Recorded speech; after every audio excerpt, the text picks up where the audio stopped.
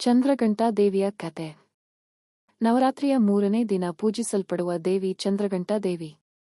ಅವಳು ದುರ್ಗಾದೇವಿಯ 3ನೇ ಸ್ವರೂಪವಾಗಿದ್ದು ಶಾಂತಿ, ಧೈರ್ಯ ಮತ್ತು ರಕ್ಷಣೆಯ ಸಂಕೇತವಾಗಿದ್ದಾಳೆ. ಪಾರ್ವತಿ ದೇವಿ ಭಗವಾನ್ ಶಿವರನ್ನು ವಿವಾಹವಾದ ನಂತರ ತನ್ನ ನೆತ್ತಿಯಲ್ಲಿ ಅರ್ಧಚಂದ್ರಾಕಾರದ ಗಂಟೆಯಂತೆ ಕಾಣುವ ಚಂದ್ರನನ್ನು ಧರಿಸಿದಳು. ಅದರಿಂದ ಅವಳಿಗೆ ಚಂದ್ರಘಂಟಾ ಎಂಬ ಹೆಸರು ಬಂದಿದೆ. ಒಮ್ಮೆ ಅಸುರರು ದೇವತೆಗಳ ಮೇಲೆ ಭಾರೀ ದಾಳಿ ನಡೆಸಿದರು. ದೇವತೆಗಳು ಭಯಗೊಂಡು ದೇವಿ ತಾಯಿಯನ್ನು ಪ್ರಾರ್ಥಿಸಿದರು. ಆಗ ಚಂದ್ರಘಂಟಾ ದೇವಿ ಸಿಂಹದ ಮೇಲೆ ಆರೂಢಳಾಗಿ 10 ಕೈಗಳಲ್ಲಿ ವಿವಿಧ ಆಯುಧಗಳನ್ನು ಹಿಡಿದು ಪ್ರತ್ಯಕ್ಷಳಾದಳು. ಅವಳ ಗಂಟೆಯ ಘೋಷ ಅಸುರರನ್ನು ನಡುಗಿಸಿತು. ಆ ಧ್ವನಿಯಿಂದ ದುಷ್ಟಶಕ್ತಿಗಳು ದುರ್ಬಲವಾದವು.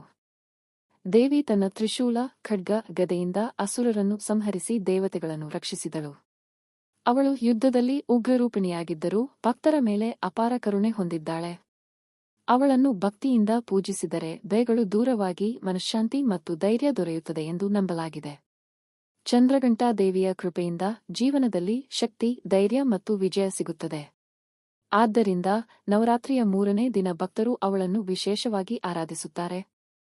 ಜೈ ಚಂದ್ರಘಂಟಾ ಮಾತೆ. ವಿಡಿಯೋ ಇಷ್ಟ ಲೈಕ್ ಮಾಡಿ, ಧನೆಸ್ ಕಾರ್ಟೂನ್ ವರ್ಲ್ಡ್ನ ಸಬ್ಸ್ಕ್ರೈಬ್ ಮಾಡಿ. Thank you.